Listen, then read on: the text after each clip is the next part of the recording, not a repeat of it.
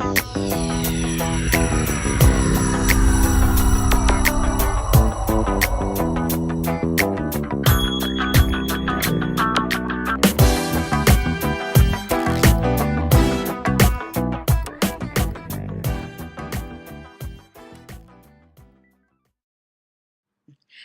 everybody, it's Lavetta from TheSheBusy Productions, and I'm here to give you an update on the last 2 months worth of classes that I've had here with Full Sail University online. It's been a while since I did an update simply because my last few classes have been really intense. I'm noticing the further you go in the degree program, the harder the classes are getting a little bit. So if you're interested in learning about how my last 2 months worth of classes went, stay tuned and I will be able to tell you all about it. Okay, so because I can barely remember, I'm going to pull up what my last two classes were. Ugh. Yes, the one I had in the month of March was art design and location shooting. I passed that one with with an A plus. I'm going to pull it up so I can kind of tell you what I did. We had two quizzes in this class. We had one, two, three, four assignments where we had to go out literally into the field and take pictures. And of course, it was still snowing here, and I had to do this stuff on like the snowiest, muddiest day possible. If you follow me on Instagram, you'll see that back then I was posting some pictures of me like in the snow, traipsing around, looking for pictures. I had to. You got a list of ideas that you would like to scout for, a list of film ideas that you would get to scout for, and I chose the aqueducts of Rome simply because there's water around here where I live. There's a few lakes and everything, so I decided why not just do location scouting on the actual lakes, because I think it would be really good for the picture. And for one, we had to shoot a panorama, and if I can think about it, I will put the panorama here. There. You probably saw the panorama of the actual layout of the lake and the waterfall and everything that I had to do. It was really easy. That class I passed with an A plus, and I can say that it was easy, but it was not like, oh my God, this is so easy, I'm gonna like barf or something. It was not that easy. I did have to put some effort into it. The teacher was very nice. She asked me if she could keep my photos and use them in future classes, and of course I gave my consent for that. But she was a really great teacher. The assignments were fair, and it really gave you a more in-depth view to the other art classes that I've had before, or the other location kind of. Sometimes each class will touch on location scouting, but this class really got you into location scouting. Another thing that I got from this class was that just because a location looks good does not necessarily mean it's going to work for you, because you have to think about parking, the honey wagon. I'm not going to tell you what that is. You have to look it up.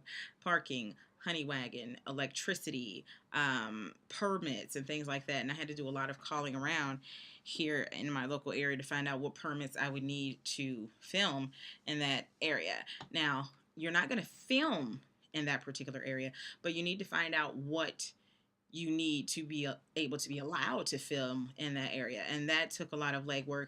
Definitely, this is not the class where you want to wait and do something at the last minute. This is not the class for that. The class that I had last month was Digital Cinematography 2 online. And I remember I had Digital Cinematography 1 back in February, and I totally hate it when they split things up. Disdain it when they split things up. I feel like if I'm going to have one, give me two the next month, because in my mind it's still fresh, but I guess they do just throw you off and see what you really know. Well played. But that class was a little harder for me. I did finish that class with an A, and I will post my grades here for both classes. You can see art design with the A plus and digital cinematography with the A. Simply because it had some hard stuff in it. And there was one thing that exploring frame rates. Oh my God. I got an 80 on that assignment. Everything else, I got 96, 96, 98, 97, 80. And that was one of the first things. And then it was 98, 96, 90, 100, 98, 94. Fine, dandy, whatever. But that 80, the frame rates really, really got to me when I first started the project, because for this class, for digital cinematography 2, what you're actually doing is doing a lot of filming and testing of different types of film, like slow shutter speed and time lapse, and there was some slow shutter, time lapse, slow motion, and there was something else that I can barely remember. You had to learn how to shoot those and incorporate those into footage that you were going to use to shoot a trailer. You were going to need those types of footage for a trailer that you had to shoot. And last month in digital cinematography 2, all we did was shoot a lot of footage for a trailer that we ended up editing in the class that I'm currently in, which is, let me see what that is, Advanced Post and Story Development. This class is turning out to be, it's pretty good. We're already into week 2 of it. It's a lot of reading. Try out this, try out that. And they want you to edit the footage that you shot last month into a more polished trailer. And of course, when I'm done with it all, I will post the trailer for you guys to see once I'm done with this class. So I'll probably be posting it at the end of, what is this? This is May. My next class starts June 3rd. So yeah, you can be expecting it around end of May, June-ish. Digital cinematography 2 was really hard for me because, number one, you guys know I like a virtual lecture class, and this class had absolutely none. The teacher, he was okay. I like a little bit better feedback, a little more polished feedback, but I guess in this kind of industry, you can't always have it the way you want it. But some of the stuff that he would say, I just didn't really care for it. And another thing, like, I don't feel he really, really explained certain things to me. Like, he just left it all up to the book. Well, if the book does not have an example for my specific camera, then what am I going to do? If the book is not going to tell me how to get this certain thing to happen on my specific camera, then I'm kind of like lost out here. And I ended up just YouTubing and Googling how to do it on the camera that I have, and just kind of toying around with it until I got exactly what I wanted. And what was it? We all got to use, I think they were Tiffin filters, a download from the site to use for our trailers. Well, everybody downloaded the demo. When you go to export the demo, it's got like a watermark on it. And he wanted me to take the watermark off. Are you going to pay for it? Because if you're not paying for me to remove the watermark, then it's pretty much just going to stay the way it is. So he was a hair callous to me, just a hair. Or it could have just been that I was like overly sensitive or something or whatever. But I believe he was a hair callous. But overall, I feel like I learned a lot from the class, and I will use a lot of the things that I learned in the future. Because I like the effect that I got from it. Like slow shutter speed is literally how you get that dreamy, I'm on acid kind of feel. I did like the fact that I got to do that. Or the slow motion, I really like that. And time lapse. I learned how to do time lapse with switching up the frames per second and all that kind of stuff. Very informational, but I feel like it could have been taught a little better. I like a lecture. Not everybody does, but I like a lecture. I think my mouth might be lagging. I feel bad for everybody watching.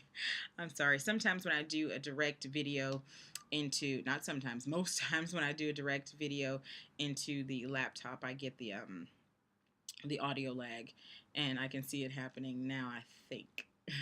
If I watch the computer.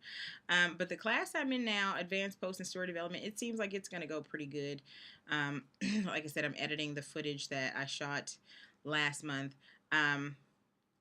and it's a horror film, and that's something I wanted to stray to, like, shy away from what I'm normally doing with documentaries or some type of drama. I wanted to kind of stay away from that, so I'm going to do a horror kind of thriller thing because it's one of my daughter's favorite genres, and I figured, since she's always the subject of my work, why not let her have a say so in it? So this month, that's what that is, and it kind of centers around a camper being kind of haunted, and that worked out pretty good because I recently bought a camper.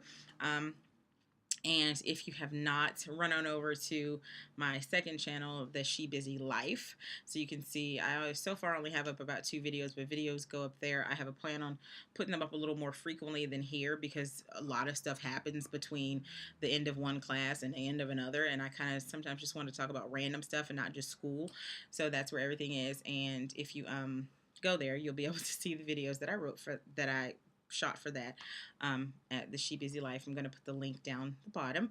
And so some of the stuff happens in the camper, and I wanted to remodel this camper, but I can't do anything until I'm done with these classes that are dealing with the trailer in case I have to reshoot something, because I don't want to like mess up the continuity of what's going on, because I want to paint it and rip out stuff, and I can't do anything until the end of this month when this class is over and I'm in the 100% clear that I'm not going to need the camper to look exactly as it does now.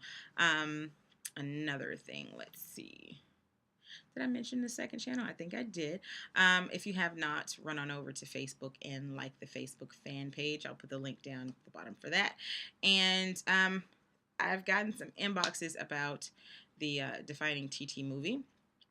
I am slated to really get that up and out, meaning 100% done before the end of the summer, definitely before fall rolls around. I'm just tinkering with a few things, and as I learn something, I always go back and change something else in the film because I feel like I can apply it to that.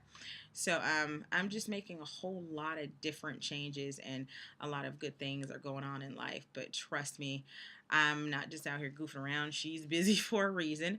Um, Anything else? If you haven't, follow me on Instagram. I post a lot of great random things, a lot of what I look like on my way to work, which is usually, or if I'm going to church or going out with like my friends or something, or just follow me on Instagram. I'll follow you back. Uh, let's see what else. I think I'm rambling.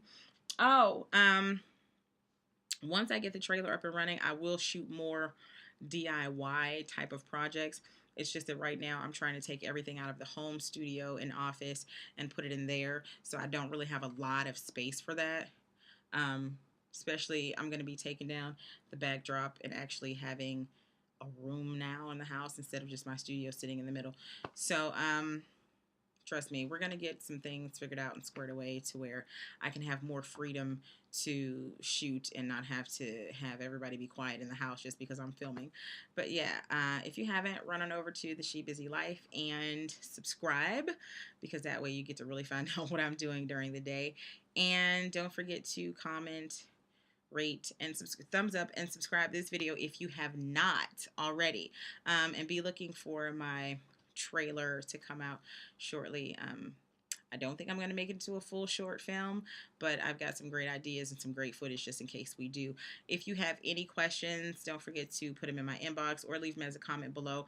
I'll get back to you with those. Or you can always email me at the email address below.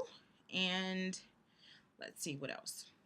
Oh, don't forget to have a good day, and I will see you guys on the next video. Goodbye. She busy.